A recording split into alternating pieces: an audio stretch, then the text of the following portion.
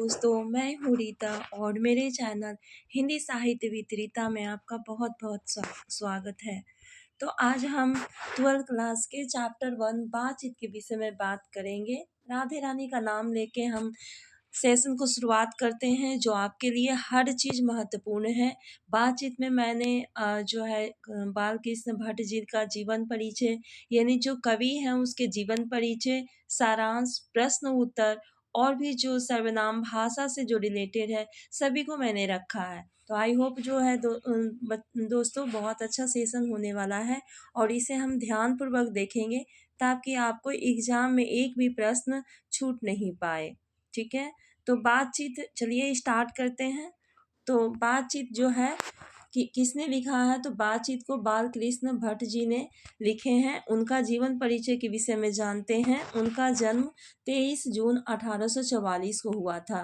निधन जो है 20 जुलाई 1914 ईस्वी को हुआ था। यानी कि इनकी जन्म और निधन दोनों, मृत्यु दोनों दिया गया है साथ में, और इसे आप याद रखेंगे। उसके बाद जो है जन्म स्थान जो है इलाहाबाद उत्तर प्रदेश में है। पिता का नाम जो है बेनी प्रसाद भट्ट और वो पेशे से क्या थे, व्यापारी थे। माता का नाम जो है पार्वती देवी। अध्ययन की लालसा जगाई, यानी उन्होंने ही अध्ययन करने की, पढ़ने की लालसा जगाई कि पढ़ो बेटा, मतलब इस तरह से जो मन में एक उनके प्रति जो है आस्था जगाई पढ़ाई के लिए। इसके बाद शिक्षा जो है 1867 में प्रयाग के मिशन स्कूल से उन्होंने एंट्रेंस की एग्ज़ाम दी। वृत्ति जो है वो क्या क्या पढ़ाई किए, किस स्कूल में पढ़ाई किए, तो ये देखेंगे। तो 1867 में प्रयाग के मिशन स्कूल से एंट्रेंस परीक्षा दी। उसके बाद 1869 से 1875 प्रयाग के मिशन स्कूल में उन्होंने क्या किया, अध्यापन किया। उन्होंने वहाँ पे पढ़ाया, अध्यापन किया। ठीक है, इसके बाद जो है 1885 में प्रयाग के CAB स्कूल संस्कृत का अध्यापन किया। उसके बाद 1888 में प्रयाग की कायस्थ पाठशाला इंटर कॉलेज, यहाँ पे पाठशाला हो जाएगा, पाठशाला इंटर कॉलेज में अध्यापक नियुक्त हुए। लेकिन वहाँ भी उन्होंने उग्र स्वभाव के कारण नौकरी छोड़ी और लेखन कार्य को ही अपना क्या बनाया, आधार बनाया। इसके बाद इनकी जो रचनात्मक सक्रियता है, इन्होंने क्या क्या काम किया, किस पर काम किया, वो चीज़ देखते हैं। तो भारतेंदु हरिश्चंद्र की प्रेरणा से हिंदी वर्तनी सभा प्रयाग से निकाले गए। यानी कि जो हिंदी वर्तनी सभा होता है, जो पत्रिका होता है, वो हम निकाले गए प्रयाग से। 1877 में हिंदी प्रदीप नामक मासिक पत्रिका भी निकाला गया। यानी कि हिंदी प्रदीप जो है इम्पोर्टेंट है। हिंदी प्रदीप पत्रिका जो है कि यहाँ पे 1877 ईस्वी में निकाला गया। हिंदी प्रदीप नामक मासिक पत्रिका पत्र कितने 33 वर्षों तक चलते रहे। 1886 ईस्वी में लाला श्रीनिवास दास के संयोगिता स्वयंवर की कठोर आलोचना की गई। जो मुख्य मुख्य बिंदु है मैंने इसे यहाँ पे रखा है, आप इसे देखें और ध्यानपूर्वक देखें, आपके एग्जाम में आने के लिए बहुत ही महत्वपूर्ण है। जीवन के अंतिम दिनों में हिंदी शब्द को संपादन के लिए श्याम सुंदर दास काशी आमंत्रित, अच्छा व्यवहार ना होने पे वे अलग हो गए। यानी कि हिंदी शब्दकोश में संपादन उन्होंने कहाँ, श्याम सुंदर दास द्वारा काशी में आमंत्रित किया गया था, लेकिन वहाँ पे अपने आप को उनको सही नहीं लगा कि हमें उस तरह से आदर नहीं मिल रहा है, इसलिए उन्होंने क्या किया, वो अलग हो गए। उनके व्यवहार से, वहाँ के व्यवहार से लोगों के अलग हो गए। उसके बाद जो इनकी रचनाएं क्या है, तो इनकी रचनाएं जो है सबसे पहले जो है उपन्यास है, रहस्य कथा, वतन बर्तन सरधारी, 100 अजानेक सुजान, गुप्त वैरी, रसातल यात्रा, उचित दक्षिणा, हमारी घड़ी और सद्भाव का अभाव, ये जो है उपन्यास है इनके। नाटक जो हो गए पद्मावती, किराता जुड़िए, बेनी संहार, शिशुपाल वध, नल दमयंती या दमयंती स्वयंवर, शिक्षादान चंद्रसेन, सीता बनवास, मेघनाद, वन भारत बस और काली रेल का विकट खेल, बाल विवाह, ये जो है इनके सारे नाटक हैं। प्रहसन क्या है, जैसा काम वैसा परिणाम, नई रोशनी का बीज, आचार विहंडन। ठीक है। तो प्रहसन इनका लिखा गया है, 3 प्रहसन दिया गया है। उसके बाद निबंध जो है 1000 के आसपास निबंध है। भट्ट निबंध माला नाम से 2 खंडों में क्या है, प्रकाशित है इनके। अब जो है दोस्तों, अब हम लोग सारांश पढ़ेंगे, और सारांश जो है बहुत ही महत्वपूर्ण है बातचीत का। सारांश हमेशा आता है एग्जाम में, और इसे आप ध्यानपूर्वक देखेंगे और पढ़ेंगे तो बहुत आसानी से आप अपने शब्दों को, अपने सेंटेंस को एग्जाम में लिख पाएंगे। तो बातचीत स्टार्ट करते हैं। तो बातचीत शीर्षक निबंध के निबंधकार बालकृष्ण भट्ट 1844 से 1914 है। आधुनिक हिंदी गद्य के निर्माताओं में भट्ट जी का नाम आता है। बातचीत शीर्षक निबंध उनके निबंधकार व्यक्तित्व क्या है, प्रतिनिधित्व करता है। यानी कि निबंधकार के जो भाषा शैली है, जो उनकी जो रचनाएं हैं, उसके व्यक्तित्व, उसके व्यवहार को यहाँ पे प्रदर्शित करता है, ये बताता है। अनेक प्रकार की जो शक्तियाँ हैं जो वरदान के प्रति ईश्वर ने दी है, उनमें वाक शक्ति भी एक है। वाक शक्ति मनुष्यों में होती तो हम गूंगे होते। यानी कि वाक शक्ति जो मनुष्य में ना होती, यानी बोलने की क्षमता नहीं होती, एक दूसरे से हम बात नहीं करते, एक दूसरे के साथ पहचान नहीं होती, एक दूसरे के साथ भावनाओं से आदान प्रदान नहीं होता, तो क्या होता, हम गूंगे होते। हम एकदम मतलब एक्टिव होते ही नहीं, हमारा दिमाग जो विश्लेषित होता ही नहीं। सब लोग हमेशा सन्नाटा होता, मानो कोनों में बैठा दिए गए होते। जो कुछ सुख दुख का अनुभव हम अपने दूसरे इंद्रियों के द्वारा करते, उसे अवाक रहने का आपस में एक दूसरे से कह सुन नहीं सकते। यानी बातचीत होता है, दो लोगों के बीच में बातचीत होता है, जो कि हर तरह का प्रवाह जो है झलकता है, चाहे वो भाव से हो, चाहे वो झगड़े से हो, चाहे वो किसी प्रकार के प्रश्न क्या सोल्व करने से हो। यानी कि हर प्रकार की जो है सॉल्यूशन किससे होती है, बातचीत से होती है। तो इस तरह से वाक शक्ति अनेक फायदों में स्पीच वक्ता बातचीत दोनों है, किंतु स्पीच से बातचीत का ढंग हम प्रस्तुत करते हैं। स्पीच देना मतलब कि सिर्फ उस चीज को प्रस्तुतिकरण करना जो उस बात के लिए एलिजिबल है, उस बात के लिए मान्य है, उस चीज को हम प्रस्तुतिकरण होता है। अब यहाँ पे जो है आपका स्पीच का उद्देश्य क्या होता है। स्पीच का उद्देश्य सुनने वालों के मन में जोश और उत्साह पैदा कर ले। घरेलू बातचीत मन को बदलने का ढंग है। उसमें स्पीच को से जिंदगी बेकदर ही धक्के खाती फिरती है। यानी कहने का मतलब स्पीच जो है एक लिमिट में रह के हम बोलते हैं, उस बातों को हम ध्यान में रख के करते कि किस कारण से हम स्पीच दे रहे हैं, किस कारण से हम किसी के सामने बोल रहे हैं। तो ये चीज़ बहुत महत्वपूर्ण रखता है कि हम किस कारण से दूसरे के सामने ये प्रश्न जो है बार बार उसका हम बताए जा रहे हैं।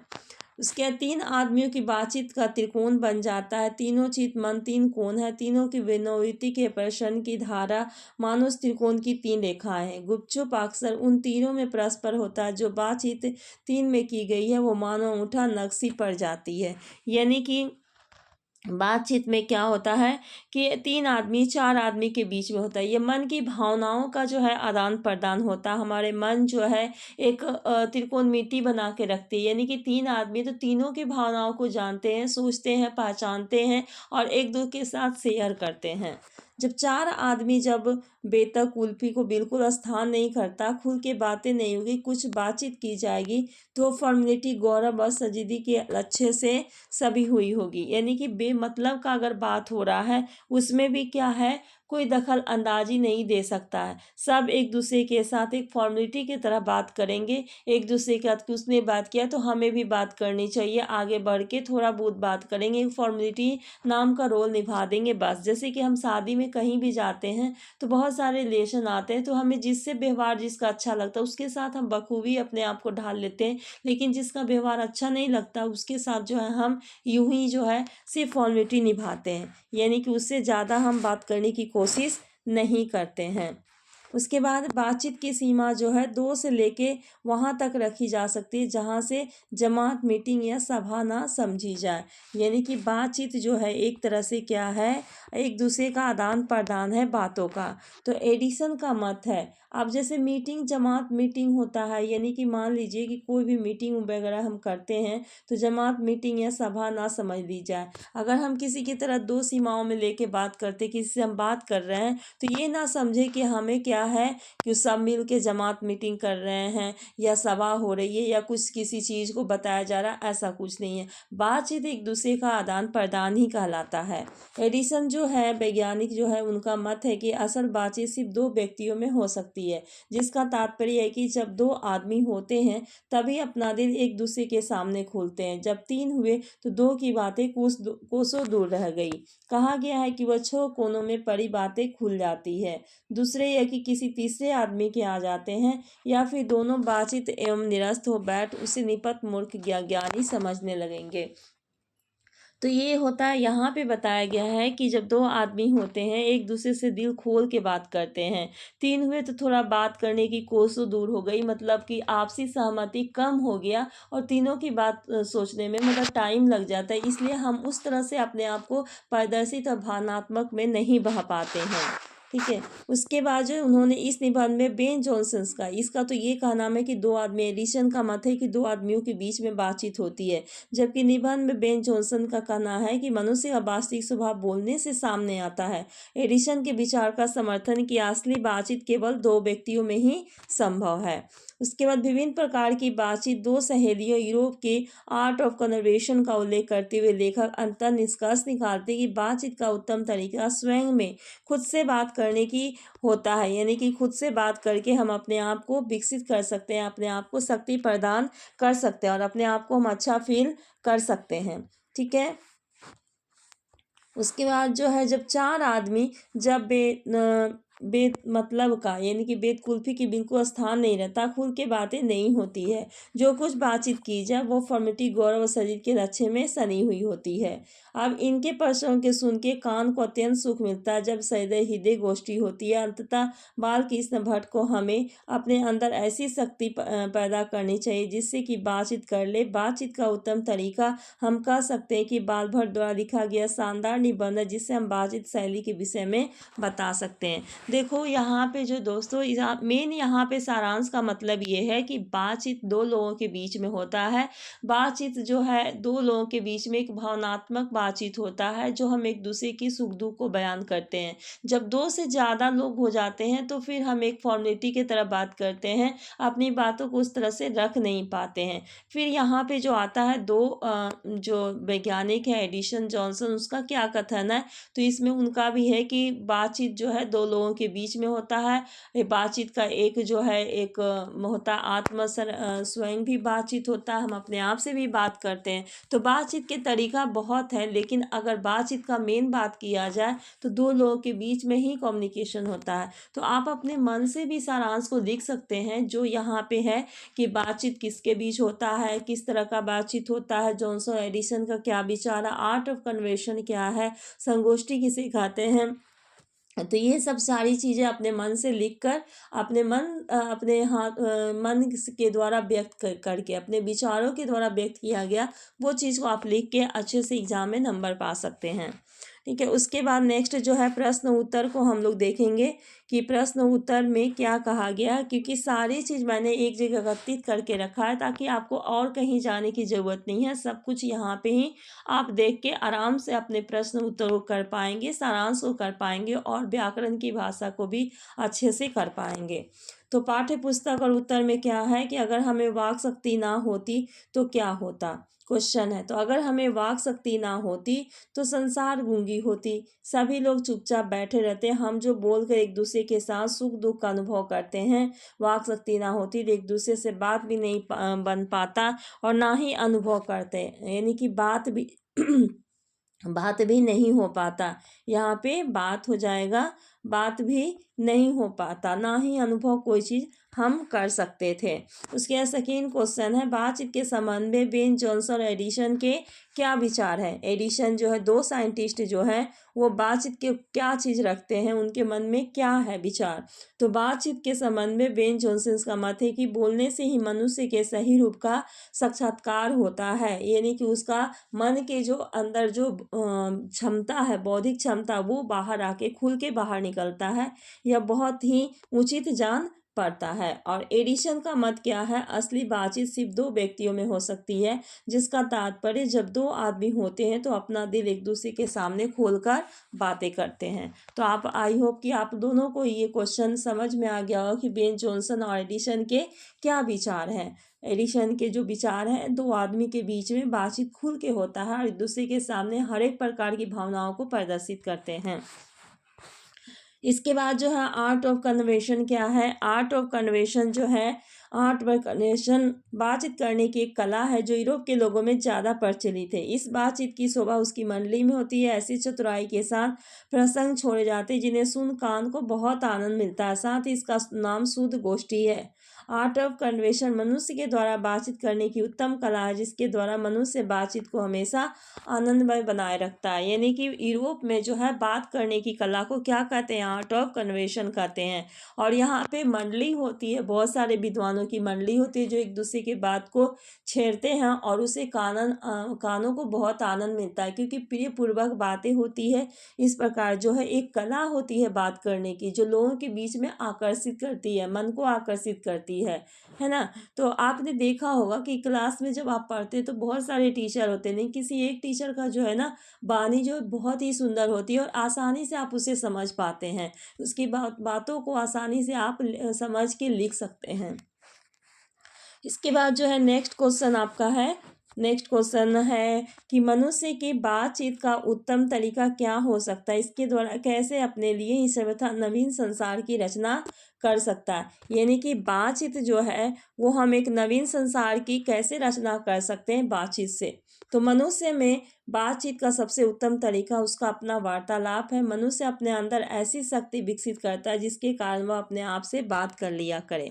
लेखक बालकृष्ण भट्ट इस मन का प्रपंच संसार के एक बड़ा आईना के रूप में देखते हैं, जिसमें चाहे जैसा चाहो वैसी सूरत देख लेना, अपने मन को कर लेना अपने असंभव बात नहीं। अतः मनुष्य को चाहिए कि मन को एकचित करके, मन को एकाग्र करके अपने आप से बातचीत करना सीखे। इससे क्या होगा, बौद्धिक विकास होगा और इस प्रकार बोली पर नियंत्रण हो जाएगा। मनुष्य के बातचीत करने का यही सबसे उत्तम तरीका है। यानी कि मनुष्य के बातचीत का उत्तम तरीका क्या हो सकता है और इससे क्या नवीन रचना हो सकती है। तो बातचीत क्या होता है, उत्तम वार्तालाप होता है। एक दूसरे के बातों से हम बात करते हैं, एक दूसरे के भावनाओं से बात करते हैं, इससे क्या होता है ना, एक शक्ति विकसित होता है। या फिर आप वार्तालाप ही करते हैं या ग्रुप डिस्कशन करते हैं तो उससे क्या होता है, एक अपने आप में पॉजिटिविटी आता है। बालकृष्ण भट्ट जी यहाँ पे बोल रहे हैं कि मन का प्रपंच संसार का एक बड़ा आईना होता है, जिससे जैसे चाहे वैसे हम करते हैं। यानी कि हम किसी के सामने जिस तरह से व्यवहार करेंगे, जिस तरह से बातें करेंगे, वो सामने वाला भी उसी तरह से बात करेगा। तो यहाँ पे वही बात हो गया कि एक तरह से आईना होता है कि मनुष्य का जो है जो सूरत होता है या जो बातें होती है एक संसार के लिए, या हम जो बात करते हैं किसी के सामने प्रपंच, तो किस टाइप का करते हैं, अच्छी बातें करते हैं, बुरी बातें करते हैं, तो उस तरह का सामने में उसका आईना के रूप में उसका व्यवहार को क्या किया जाता है, प्रदर्शित किया जाता है। उसके बाद जो नेक्स्ट क्वेश्चन है आपका व्याख्या करने के लिए है, हमारी जो है हमारे भीतरी मनोवृत्ति प्रतिक्षण नए नए रंग दिखाया करती है। यह पंचात्मक संसार के एक भारी आईना है, जिसमें जैसा चाहो वैसी सूरत देख लेना कोई दुखद बात नहीं है। तो इसका जो है अर्थ जो है यहाँ पे लिखना पंक्तियाँ का। तो प्रस्तुत पंक्तियाँ पाठ्य पुस्तक दिवंगत भाग 2 के लेखक बालकृष्ण भट्ट द्वारा रचित 5 शीर्षक निबंध से उद्धृत है। ये जब भी पंक्तियाँ हैं तो ये एक लाइन आपको लिखना ही लिखना है। उसके बाद इन पंक्तियों में लेखक ने लिखा है कि मनुष्य समाज में रहता है तो समाज से ही भाषा सीखता है। भाषा उसके विचार व्यक्ति का माध्यम बन जाती है, परंतु उसका मन स्थिर नहीं रहता है। कहा गया मन बड़ा चंचल होता है, इसकी चंचलता के कारण एक दूसरे से मनुष्य के दोस्त और दुश्मन मान लेता है। कहने का मतलब कि यहाँ पे बता रहा है कि हमारी भीतरी मनोवृत्ति प्रतिक्षण नए नए रंग दिखाया करती है। प्रपंच संसार का एक बड़ा आईना है, जो कि अभी हम लोग जस्ट पहले पढ़े कि प्रपंच जो है क्या है, बालकृष्ण भट्ट जी कह रहे थे कि आईना है कि आपकी व्यवहार किस प्रकार समाज के सामने प्रदर्शित होती है। तो यहाँ पे ये बताया कि बातचीत जो है मनुष्य समाज में रहता है और समाज से ही सीखता है। जैसा समाज होगा हमारी भाषा के व्यक्ति वैसा ही रहेगा। जैसे देखोगे कहीं पे कि गाली गलौज होता है तो एक छोटा छोटा बच्चा भी गाली गलौज करने लगता है, तो उसकी अभिव्यक्ति, उसकी गलती नहीं है, वहाँ के समाज की अभिव्यक्ति है जो बच्चा नवीन बातों को सुनता है। मन बड़ा चंचल होता है, इसकी चंचलता के कारण मनुष्य एक दूसरे से दोस्त और दुश्मन मान लेते हैं। व्यवहार अगर अच्छा हो तो दोस्त बन जाता है, अगर व्यवहार अच्छा ना हो तो क्या होता है, दुश्मन बन जाता है। नेक्स्ट क्वेश्चन है, सच है जब तक मनुष्य बोलता नहीं तब उसका गुण दोष प्रकट नहीं होता। कहने का मतलब कि जब मनुष्य जब तक बातें नहीं करेगा, जब तक कुछ बोलेगा नहीं, तो उसका गुण दोष हम कैसे पहचान करेंगे। तो इस चीज़ को यहाँ पे पंक्तियाँ में आपको बताया गया है कि आप क्या इस तरह से इनका एक्सप्लेन करेंगे।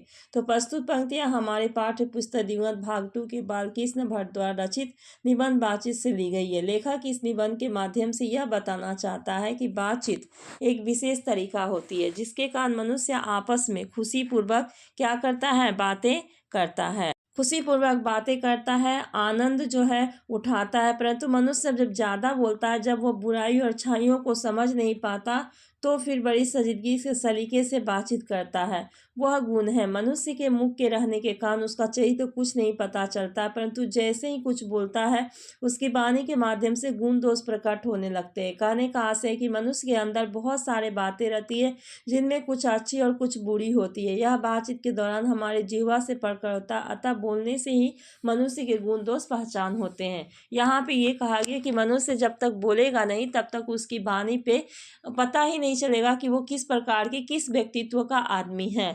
तो ये जो है यहाँ पे बोलने से ही मनुष्य का गुण दोष प्रकट होगा, उसके व्यवहार की झलक होगी, उसका जो है एक आईना आएगा समाज के सामने कि वो किस प्रवृत्ति का है। जैसे पढ़ने वाला बच्चा तो पढ़ाई के प्रति ज़्यादा बातें करेगा, जो खेलने वाला वो खेल के प्रति ज़्यादा बातें करेगा, जो एक दूसरे के विषय में शिकायत करता है वो एक दूसरे के साथ बैठ के शिकायत वाली ही बातें करेगा। तो यहाँ पे यही चीज़ को एक्सप्लेन किया गया है। अब यहाँ पे बता रहा है कि इस निबंध की क्या विशेषताएं हैं। मैंने बहुत शॉर्ट तरीके से लिखा है आपके सामने कि आपको ज़्यादा जो है कठिन शब्द नहीं लगे। तो इस निबंध के में की क्या विशेषताएं हैं। तो इस निबंध के द्वारा निबंधकार ने बातचीत करने के लिए ईश्वर द्वारा दी गई वाक शक्ति को अनमोल बताया है। कहा कि मनुष्य इसी शक्ति द्वारा पशुओं से अलग है, बढ़कर है। बातचीत विभिन्न तरीके जैसे आर्ट ऑफ कन्वर्सेशन, हृदय गोष्ठी आदि के बारे में बताया गया, जिसके माध्यम से एक व्यक्ति दूसरे व्यक्ति से उत्तम तरीके से बातचीत करता हुआ उन का आनंद ले सकता है। उसके इस निबंध में 2 विदेशी निबंधकारों एडिसन और बेन जॉनसन का मत दिया गया है। मनुष्य जो नहीं बोलता है तो उसके गुण दोष प्रकट नहीं होते। ये किसका का नाम है, एडिसन का। और जॉनसन का मत है कि मनुष्य बोलने से ही सही रूप से उसका साक्षात्कार होता है। तो ये लाइन जो है बहुत इम्पॉर्टेंट है, यहाँ से यहाँ तक इम्पॉर्टेंट है। निबंध में यह बताया गया कि मनुष्य अपने हृदय मन पर काबू रखकर बोलना या बातचीत करना चाहिए। बातचीत मन की खुशी का माध्यम है। उत्तम बातचीत मनुष्य के व्यक्तित्व को विकसित करने का एक माध्यम है, जिसके कारण व्यक्ति लोकप्रिय और प्रसिद्ध हो जाता है। यानी कि बातचीत जो है किस प्रकार का बातचीत करते हैं, उसकी क्या विशेषताएं हो सकती है, उसके क्या गुण हो सकते हैं।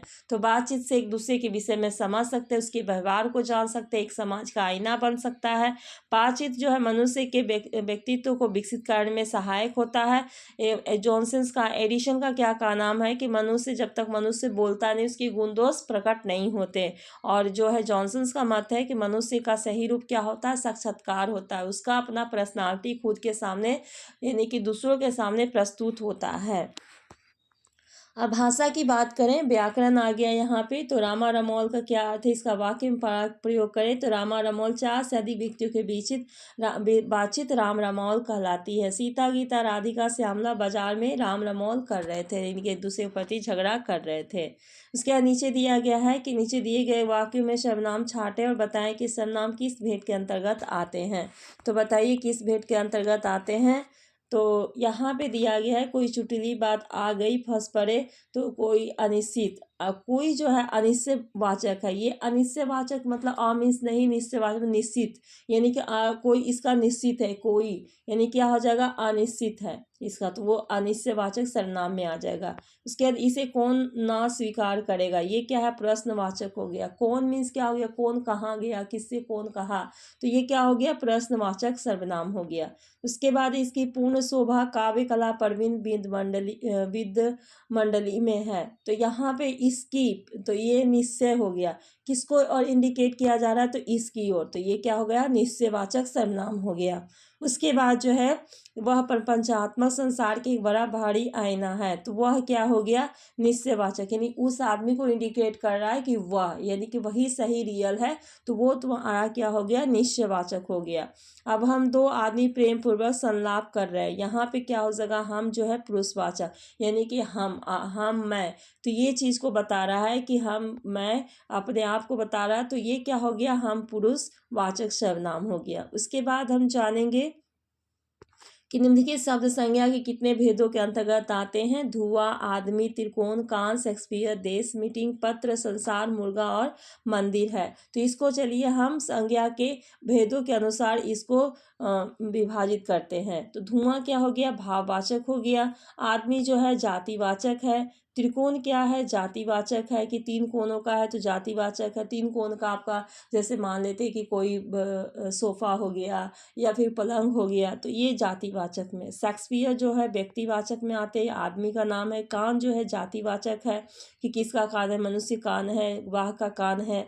देश जो है जातिवाचक है, कौन सा देश है, भारत है, पाकिस्तान है, अमेरिका है। पत्र जो है भाववाचक, पत्र जो भाववाचक है। उसके बाद जो है यहाँ पे संसार जो है जातिवाचक है। मुर्गा जो है जातिवाचक है, और मंदिर जो है जातिवाचक है। तो ये किस प्रकार का मंदिर है, कहाँ का मंदिर, तो एक तरह से इसको जातिवाचक में ही हम रखते हैं। वाक्य द्वारा लिंग निर्णय करें, तो इसे हम वाक्य द्वारा लिंग निर्णय देखेंगे।